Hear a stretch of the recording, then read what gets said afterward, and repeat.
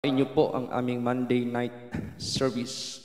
Kayo po ang magbigay ng inyong mga mensahe sa bawat manggagawa ninyo, sa bawat mga membro, at sa bawat ng mga tao. Sino man sila na makakarinig po sa inyong mga banal na salita. Ang inyong mga banal na salita, ito po yung daan ng aming kaligtasan. Daan ng kagalingan ng mga sakit, daan ng kalutasan ng mga problema, daan kahit paman sa mga napoposes para sila ay mabigyan ng deliverance. Because you are the same yesterday, today, and forever. Pagpalain niyo po ang aming samba. Be with us in thine own mighty way. Surround us with your angels. Cover us with your precious blood so that no evil can harm us nor can disturb us. Speak to your children through your precious words. Kayo po nagsabi, naman hingin nyo sa aking pangalan ay ipagkaloob ko. In Jesus' name, Amen. Everybody say, praise the Lord. All right, please be seated. Let us open our Bible on Matthew, chapter 4, verse 23. Pakibasa po, Mr. Joy. Praise the Lord. And Jesus went about all Galilee, teaching in their synagogues and preaching the gospel of the kingdom, and healing all manner of sickness and all manner of disease among the people. Praise the Lord. All right. Dito po natin malalaman na all manner of sicknesses God can heal, or Jesus Christ can heal. Sinabi po dito, and Jesus went about all Galilee, teaching in their synagogues and preaching the gospel of the kingdom and healing all manner of sickness and all manner of disease among the people. So, therefore, let us always remember that anong magagawa niya noon ay magagawa niya rin ngayon. Pero itong lahat ay merong paraan.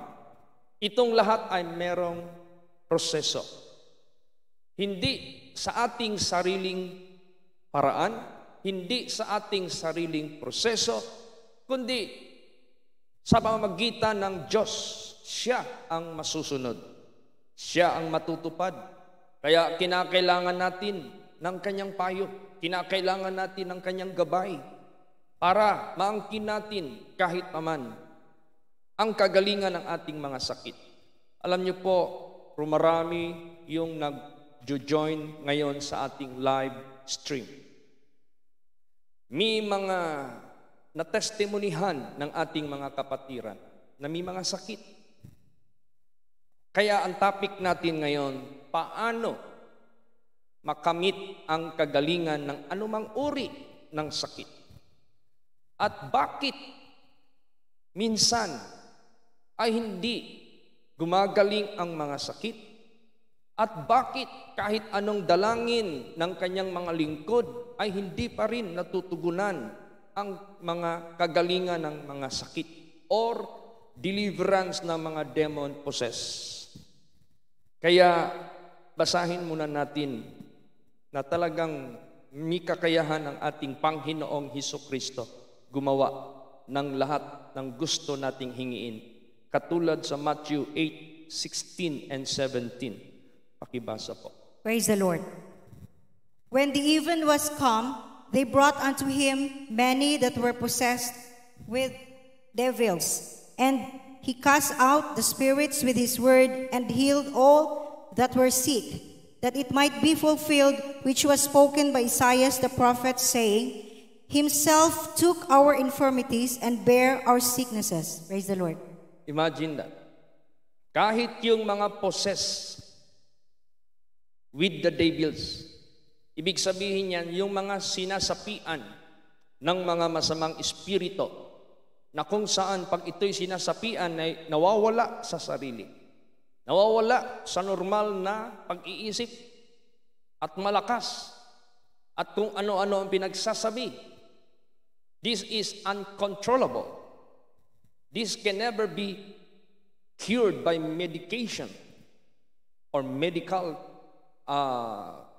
ways. This can never be cured by any mga masasabi nating mga ano pang espesyalista, psychiatrist or whatever. Basta demon possessed that is uncontrollable. Pero dito sa ating Panginoong Hesukristo, He cast them and delivered the victims. Ilan ang mga pangyayari dito sa Bible na testimonyo sa buhay ng ating Panginoong Hesukristo. Inaayawan ng mga karamihan dahil hindi na nila kaya. Nung ito'y dinala sa ating Panginoong Hesukristo, kayang-kaya niyang palayasin ang masamang espiritu. At lahat ng mga misakit, kaya niyang pagalingin kahit anong uring sakit. Kaya ang tanong, magagawa pa kaya ng Diyos, magagawa pa kaya ng ating Panginoong Hesukristo sa ating kapanahunan? Basahin natin. Hebrews 13:8. Praise the Lord. Jesus Christ, the same yesterday and today and forever. Praise the Lord. Yes. Jesus Christ is the same yesterday, today, and forever. Kung ano man ang nagawa niyang himala, even in the Old Testament and in the New Testament, at sa mga ginamit na ng Diyos sa nauna sa atin, at hanggang ngayon, sa kasalukuyan, hanggang sa darating, magagawa niya pa rin. Pero, may mga katanungan, bakit minsan hindi naangkin ang kagalingan ng ninuman? Meron po yang dahilan. Una, ano ang magiging hadlang at sanhi na hindi maririnig ang dalangin ng mga alagad ng Diyos para sa mga humihingi ng tulong sa dalangin, para sa ikagagaling ng kanilang mga sakit, ikalulutas ng kanilang mga problema, yung tinatawag na deliverance sa mga napoposes sa kanilang pamilya. Bakit sometimes ito po ay hindi natutugunan? Basahin natin. Baka ito rin ang problema ninyo dyan, kaya hindi ninyo kaagad na angkin ang kagalingan. Basa. Isaiah 59:1 and 2. Praise the Lord. Behold, the Lord's hand is not shortened that it cannot save, neither his ear heavy that it cannot hear. But your iniquities have separated between you and your God, and your sins have hid his face from you that he will not hear. Praise the Lord. All right.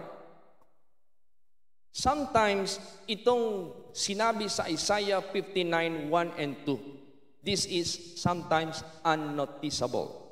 Hindi nanonotice ng mga misakit, concern sa mga demon possessed. Hindi nila nanonotice ito. Pero kinakailangan talaga sundin at gawin ang gusto ng Diyos. So anong hadlang sa mga dalangin?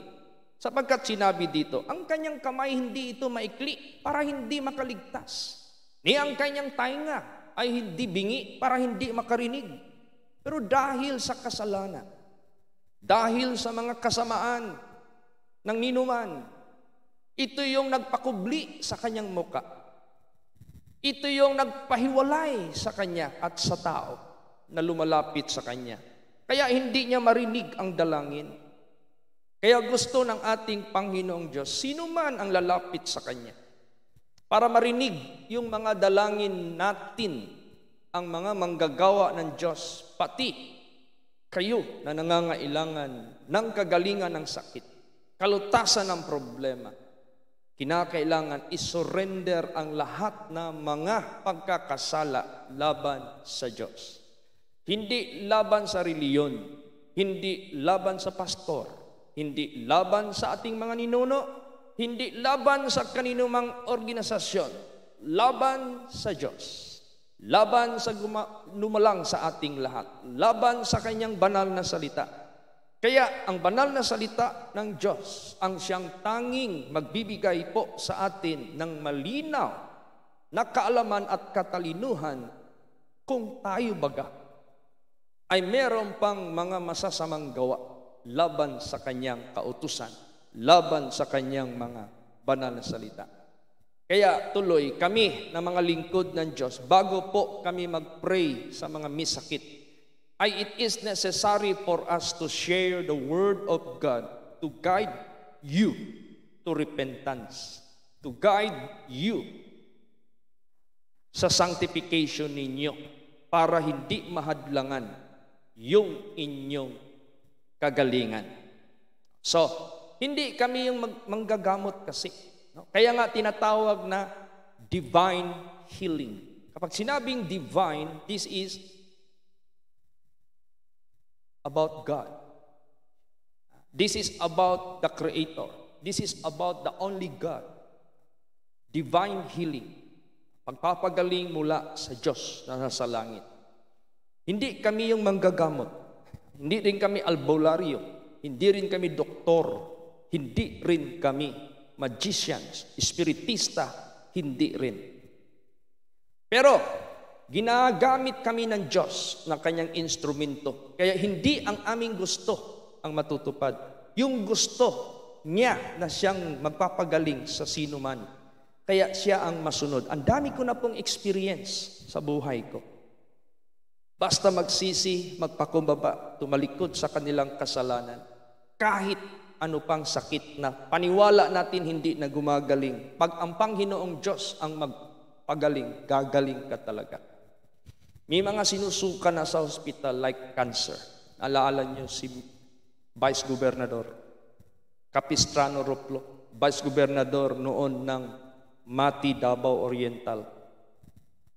Cancer of the throat. Sinuka na sa hospital. Bakit? Ayaw niyang magpa-opera. Gusto niyang, kung kalooban man ng Diyos, kukunin siya, bahala na. Natestimonihan siya. Nagbigay ako ng Word of God doon. Matalas yung Word of God na dumating sa kanilang pakinig. Subalit sila'y nagpakumbaba. Subalit sila ay nagsisi. Doon din, pinagaling siya ng ating Panginoong Hesukristo na wala yung cancer sa kanyang lalamunan caused by cigarette smoking. So that is incurable. Ano pa? Yung naprehan ko noon sa isang hospital dito sa Davao City.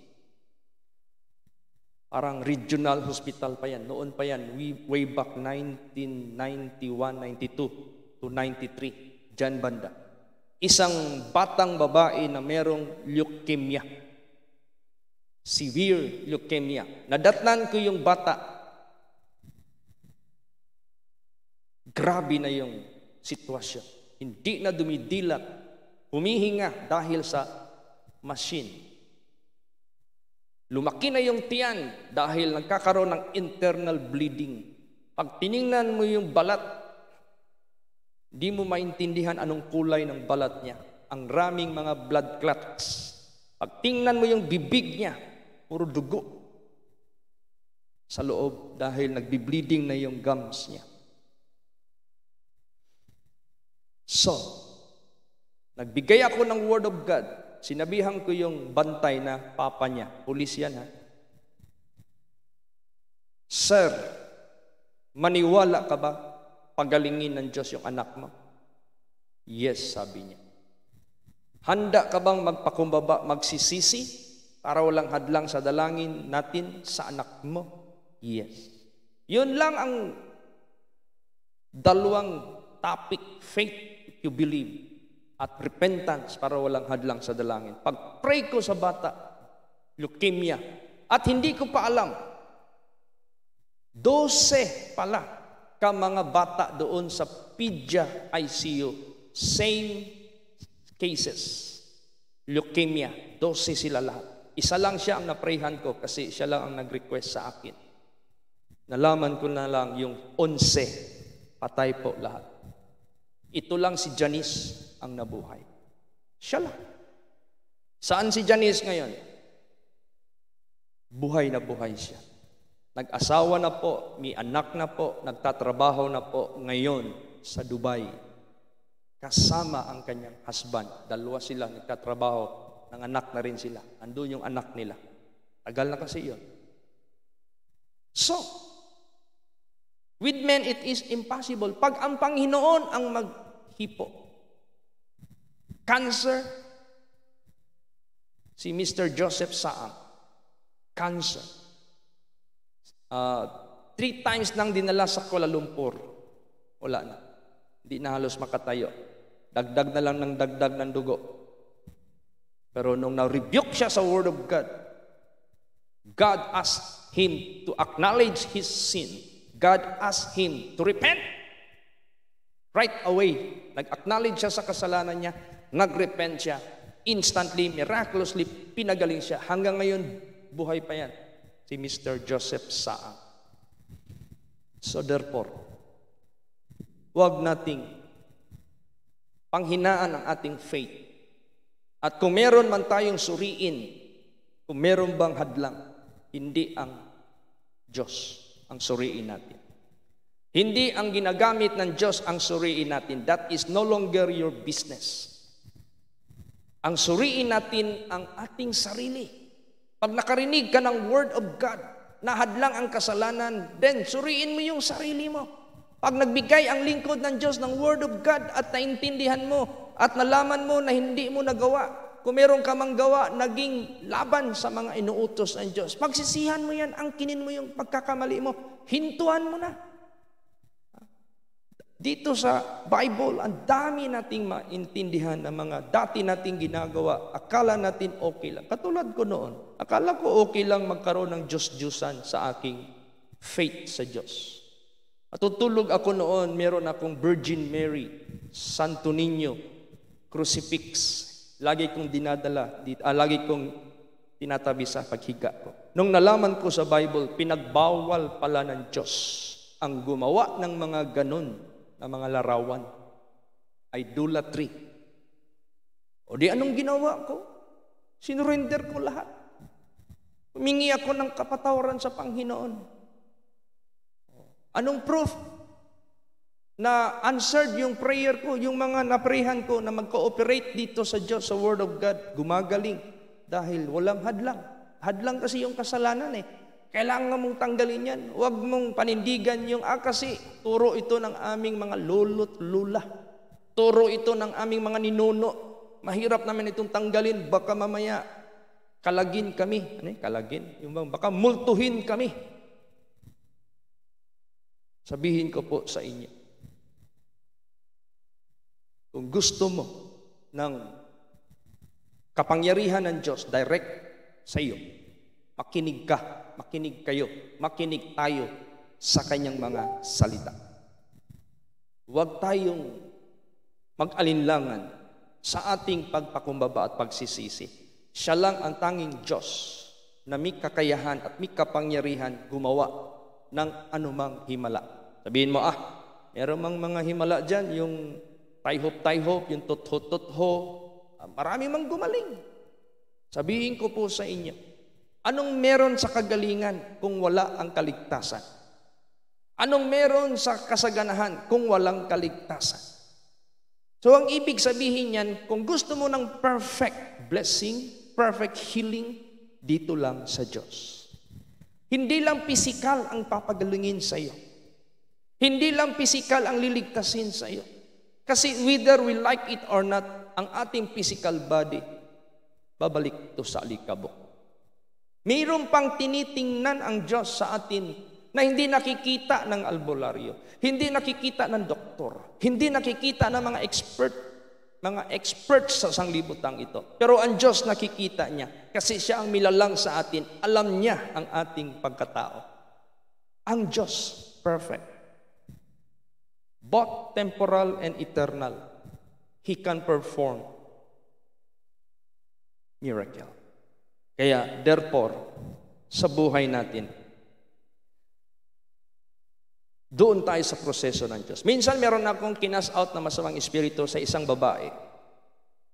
Border ito ng ating membro na dati, si late Mrs. Juana Julian. Tinawagan niya ako. Rush, emergency. Yung border niya na babae na estudyante dyan sa Tikaro, Midwifery, School of Midwifery. Yung 4 niya na mga borders na lalaki, hindi kayang pigilan. Nagkabutas-butas na yung mga divisions sa kanyang pinapaarkilahan. Ang problema ni Mrs. Julian, sabi niya, Pastor, wala na akong panggastos, pambili ng plywood. Pag hindi ito ma-delivered, maubos itong mga plywood dito na mga division, wala na. Hindi na ako makakabawi nito sa gastos. Siyempre, balo na rin. Naprehan ko. Hindi ma-deliver. Dinala namin sa simbahan. 3 araw na sa simbahan, hindi pa rin ma-delivered. Sabi ko, anong problema nito? Hanggang dumating yung mga magulang at sinurrender yung kanilang mga paniniwala sa iba. Ano yung paniniwala sa iba? Meron kasi silang dalang bote na may laman na mga langis at may mga ugat-ugat at kung ano-ano pa galing sa Sikihor. Pag sinabi galing sa Sikihor, epektibo raw yan sa mga demon possessed. Sabi ko, Ma'am, ano yan? Ano ito? Powerful, oil from Sikihor. Oil ito para pampalayas ng masamang espiritu. Sabi ko, Ma'am, ikaw may karapatan, hindi ako. Dahil anak mo yan. Ako, hindi ko yan kadugo. Dinala lang yan dito ng aking membro. Pero ikaw ang may karapatan. Pero ma'am, bago ang lahat, makinig muna kayo sa Word of God. Nag-preach ako ng Word of God. Yung husband, naniwala. Hindi na siya doon sa garapa, doon sa bote. Yung asawa, nakita sa pangitain, nahati yung puso. Kay Jesus ang kalahati, sa garapa yung kalahati. Kaya sabi ko, Ma'am, nahati yung puso mo. Nagulat siya, bakit nalaman? Surrender mo yan, Ma'am. Ilabas mo yung huwag mo na yung ilagay sa katawan mo. Kung gusto niyo yung gamitin, doon na yan sa labas gamitin. Pero nandito kayo, sisikapin ko na mabigyan kayo ng magandang resulta. Nung nag-pray kami, kahit nasa labas na yung garapa, hati pa rin ang puso ng mother. Sabi ko, Ma'am, kalahati, nandun pa rin yung faith mo. Kaya, ang suggestion ko sa iyo, Ma'am, kung totoo ka mag-surrender niyan, pasagin natin yan, sunugin natin yan, para wala ka nang titingnan. Yun. Mabuti, nagpayag siya. Sinunog, binasag. Nakita sa pangitain buo. Paglapit ko sa demon possess, yun, sumuko si Satanas. Lalayas na si Satanas. Samantalang hindi pa nila ginawa yung full surrender, mihadlang. Samantalang hindi pa sila ang dumating, mihadlang because sila ang right person para beg sa Diyos, para pagaling. Tingnan mo sa Bible, ama lagi, parents lagi ang lumalapit para sa kagalingan ng anak. Hindi si auntie, hindi sino man, parents. Kaya ganon. Gumaling. Praise the Lord. Nakatapos ng pag-aaral by the grace of God. Sayang hindi ko na nakuha yung complete name. May FB na kasi tayo ngayon, madaling i-trace up yan. Ang mga na-prayhan ko lang na mga grabing sakit like si Janice, nandiyan pa yan. Minsan nagchat-chat kami noon. I hope makabisita ako sa Dubai para maka-testimony din siya doon. Maka-share sa Word of God. Praise the Lord. Delivered. So, ang importante, yung tinatawag na proseso ng Diyos, ang kasalanan, ang hadlang. Tanggalin yan, pagsisihan yan. Hindi natin pwedeng taguan ang Diyos. Kaya may problema ngayon sa kongregasyon ng San Roque. Merong na-possess doon na malaking tao, matangkad na tao. Nahirapan na sila. Tinali na nila sa Katulad yung dito, si Kasot. Nalala niyo si Kasot? Di basta-basta yun. Surrender ang buong barangay nila sa Malita. Sumuko. 8 ang mga nagbabantay, sumuko sila. Dinala nila dito sa hospital, sa PMC, walang lumalapit na pastor. Takot sila lahat. At testimonihan ni Brad Curano. Yung anak niya na may cancer, pinagaling ni Jesus, malaki na ngayon. Si Kokok. Kokok ba yan? Pinuntahan namin, dinala dito. Ang problema, bakit hindi na full delivered siya? Dahil mismo ang pasyente hindi manindigan sa utos at salita ng Diyos. Sabi ko, anong magagawa ko sa kanya? Siya mismo. Pinapili ko siya eh. Anong gusto mo? Kasi nasasulian ng isip. Anong gusto mo? I-surrender mo yung asawa mo na not like ours para ito ang mahalin mo, yung misis mo na physical. Pinili man niya yung not like ours. Kaya man niyang itakwil yun. O di sabi ko, mas pinili niya yung fallen angels kaysa tao na binigay ng Diyos sa kanya. Hindi man talaga. Ilang beses kong sinabihan, sabi ko, maubos yung oras natin, hindi ito ma-delivered. Kasi mismo ang pasyente ayaw mag-surrender sa kasalanan. Sumihad lang. Inuwi ko. Pag uwi ko, ilang araw lang kinuha ni Taning. See? Hindi niya makuha dito. Kaso siya mismo ayaw siyempre alangan man, pilitin natin siya, yun ang gusto niya. Hindi naman siya ma-deliver dito kasi mihad lang. So, all I have to do is to endorse to the family. Kaya, gano'n. Kaya, nag-asa ko ng kapahayagan sa vision. Inihintay ko pa ang reply patungkol dito sa nire-request ni Pastora Lorna. So, yung mga nagre-request na mga misakit dyan, tandaan ninyo, suriin ninyo ang sarili ninyo. Yung pagpatuloy ninyong pag-join sa live preaching dito, unti-unti ninyong makikilala ang sarili ninyo kung saan kayo sa harapan ng Diyos. Kung titimbangin kayo, kulang ba kayo? Yan. So pag mayroon pang mga pagkukulang, pagsisihan, hintuan na. Lahat ng mga vices, hindi pwede. Lasing, sigarilyo, lalot na ang droga. Bawal ang ano-ano pa mang mga karumaldumal sa paningin ng ating Panginoong Diyos. Ikaw, babae, kailangan ka magpalda. Kung ikaw nagpapantalon dahil nasanay ka noon, wala nagturo sa iyo, tuturuan ka dito sa salita ng Diyos. Deuteronomy chapter 22 verse 5. Ang pagsusuot ng panuot ng panglalaki sa mga babae ay karumaldumal sa mata ng Diyos. Kaya hindi makatakas yung mga bakla kasi sila ang mahilig magsusuot ng mga damit pambabae. Hindi makatakas yung mga tumboy kasi yun ang mahilig magsuot ng mga panglalaki. Karumaldumal yan sa harapan ng Diyos. At ang mga karumaldumal saan papunta? Revelation 21:8, isa dyan, papunta sa impyerno. Kung hindi sa salita ng Diyos, malaman ba natin yan? Ako, ang dami kong bisyo noon, kung hindi sa salita ng Diyos, malaman ko ba na mali yun? Nasa atin na lang yan, kung marunong tayong magsisisi at magpakumbaba at lumayo sa lahat, para walang hadlang. Una, sa kaligtasan natin. Ikalawa, sa kagalingan ng ating sakit.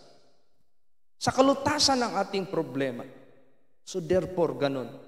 Pananampalataya at pagsunod sa Diyos ang katugunan ng ating lahat ng mga pangangailangan. Alam nyo, merong isang lugar dito na pinuntahan ni Lord Jesus na hindi man lang siya nagpakita ng himala kahit isa.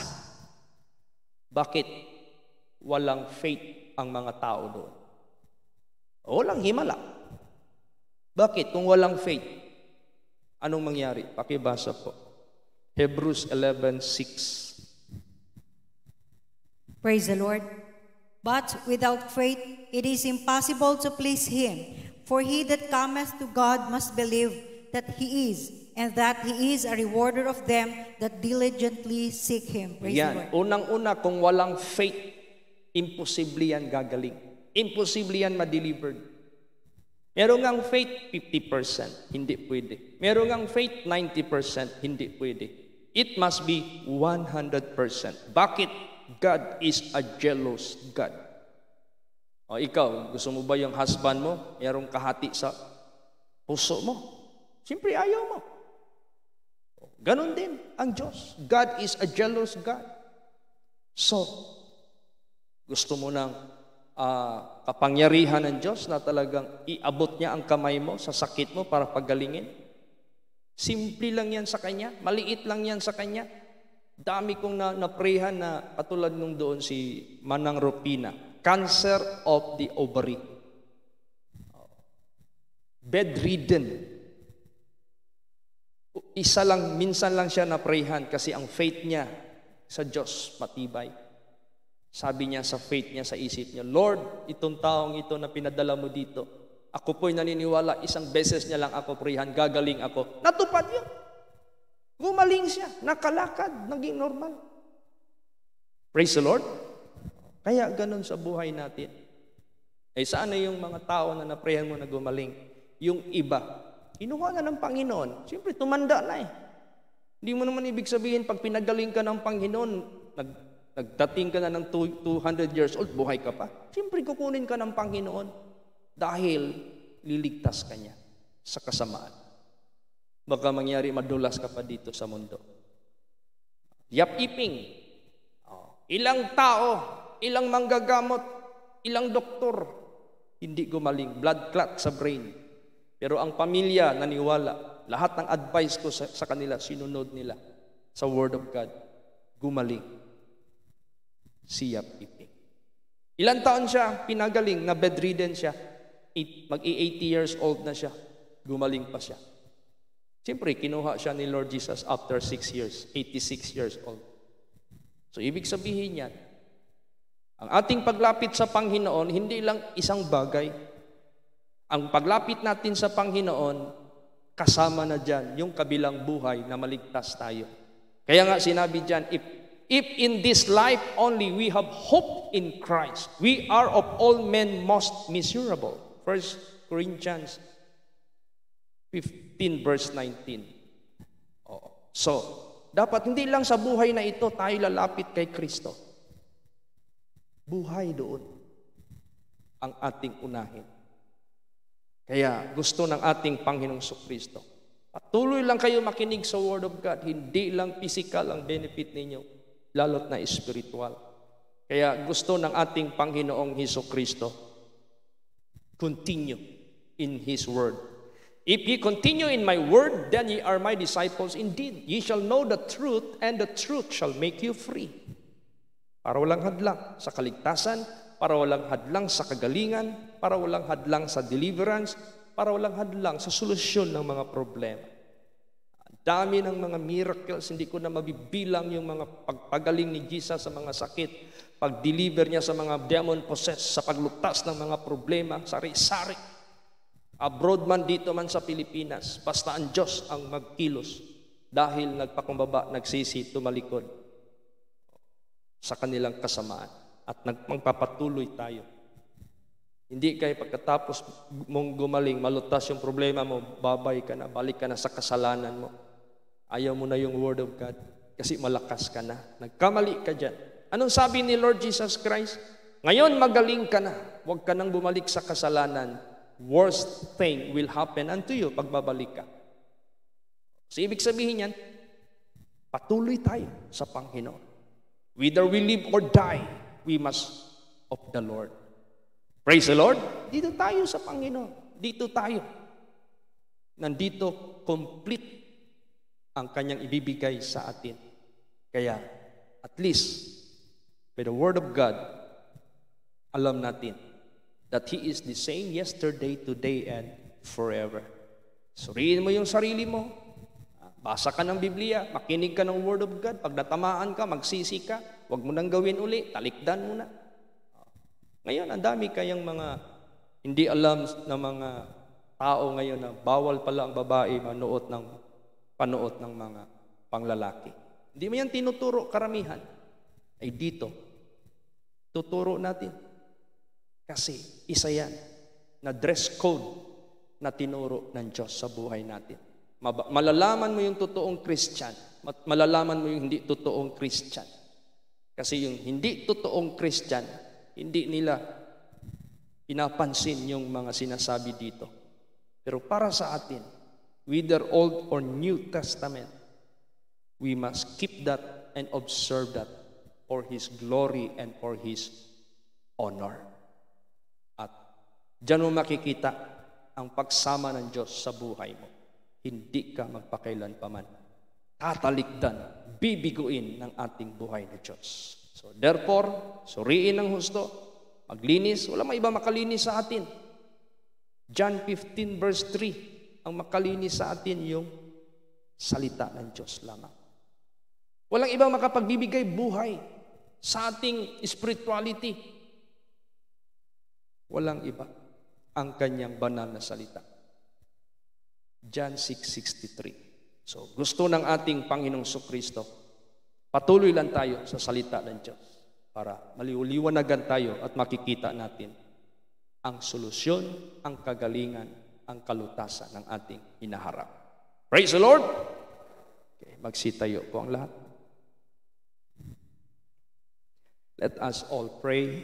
Magsidalangin po ang bawat isa. Hallelujah. How great thou art, O Lord my God. Maraming salamat po, Panginoong Hesukristo, sa inyong mga mensahe na hindi lamang tinitingnan namin ang benefit sa aming physical, kundi titingnan lalo't higit namin ang benefit sa aming spiritual. Para kayo'y masaya, para kayo'y malugod, at kahit anong hirap, kahit anong sakit, kaya nyo lahat pagalingin, ma-cancer man, whatever sickness we may call it, you can heal all manner of sicknesses. Lord Jesus, tulungan niyo po ang inyong mga anak. Patuloy niyo pong pagalingin kahit naman ang may mga karamdaman sa ngayon. Patuloy niyo pong i-sustain at ibigyan ng fast development sa buhay po ni Pastora Pasing sa kanyang pagka-stroke. Patuloy niyo po siya, Lord Jesus, alalayan at mabilisan na development sa kanyang physical condition. At tulungan niyo po si Sister V. Mendoza, ang kanyang husband, O Lord, na ang kanyang physical condition na under dialysis due to malfunction of kidneys. Tulungan niyo po ang kanyang husband na mag-prepare sa kanyang spirituality. At kung loobin niyo man, pagalingin siya, kaya niyong pagalingin. Kung meron pa siyang ipapagawa niyo sa kanya. Lord Jesus, tulungan niyo po si Sister V. Mendoza na nagpapatuloy sa pagpakinig ng inyong mga banal na salita. Make her stronger and stronger spiritually and physically, financially, and help her and use her to save her husband, O Lord of God, through your power, through your miraculous deliverance, physically and above all spiritually. Lord Jesus, ganon din po sa buhay ni Sister Vicky Gonzalez. Hayag niyo po, Lord, ang kanyang cancer. Inyong mga banal na salita ay napakaliwanag. Tulungan niyo po siya na magpakumbaba at magpasakop sa inyo by faith. Obedience lamang siya dyan sa inyo. Maging obedient lamang siya. Pagalingin niyo po yung cancer niya, Lord Jesus. Tulungan niyo po siya. Pakitaan niyo po siya ng himala. Pagtibayin niyo po siya para sa ikaliligtas ng kanyang buong pamilya na maangkin niya ang Acts 16:31. Ganon din po sa buhay ni Sister Marisa Gonzales Montañez. Patuloy niyo po siya, Lord Jesus. Bigyan ng kagalingan. Nalalapit na po ang operation ng kanyang isang breast due to cancer. Kayo po, Lord Jesus, maggamit na maging successful po ang lahat sa operation at bigyan niyo po siya ng pagkakataon to survive and to be healed through your power, through miracle, O Lord of God. Tulungan niyo po siya magpatuloy dyan sa inyong mga banal na salita. Lord Jesus, continue to strengthen every one of your people. Kahit naman sa buhay ni Pastora Lorna, magbigay po kayo ng guidance patungkol po sa buhay po ni Brother Juby, which is possessed by the devil until now. Hindi pa po nadi-deliver. They need your instruction. They need your admonition, O Lord. Ano man ang inyong nakikita na nararapat gagawin po nila, magbigay po kayo ng gabay, Panginoong Hesukristo. At dalangin ko po sa lahat ng inyong mga anak. Patuloy niyo pong pagtibayin, patuloy niyo pong isustain ang bawat isa. Dito man sa buong Pilipinas at sa labas ng bansa. Balutin niyo po kami lahat ng inyong banal na dugo. Ihanda niyo po kami sa inyong pagbabalik, Panginoong Hesukristo. At gawin niyo kaming liwanag habang narito pa kami sa sanglibutan ito. At kayo po ang magbantay sa amin ng inyong mga anghel. And let thy word, O Lord of God, be spread. Let thy word, O Lord of God, be heard by all people of the world. Marami pong salamat. Bless every congregation. Bless every churches. Bless every place wherein your workers, O Lord of God, na gumagawa sa inyong kagawain. Patuloy pa kayong magligtas ng mga inyong mga pinili sa sanglibutang ito. Kayo po ang nakakaalam. Kaya marami pong salamat sa inyong pagsama sa amin. Continue to be merciful upon all people of the world as the chance that you have given, O Lord of God. Patuloy po kayo sa pagkilos na inyong kapangyarihan sa inyong manggagawa. Protectionan niyo po kaming lahat so that no evil can harm us nor can disturb us until your coming. Thank you for your mighty presence. Thank you for being with us. Thank you for your message. Kayo po nagsabi naman, hingin niyo sa aking pangalan ay ipagkaloob ko. In Jesus' name, Amen. Everybody say, praise the Lord. Bless, praise the Lord.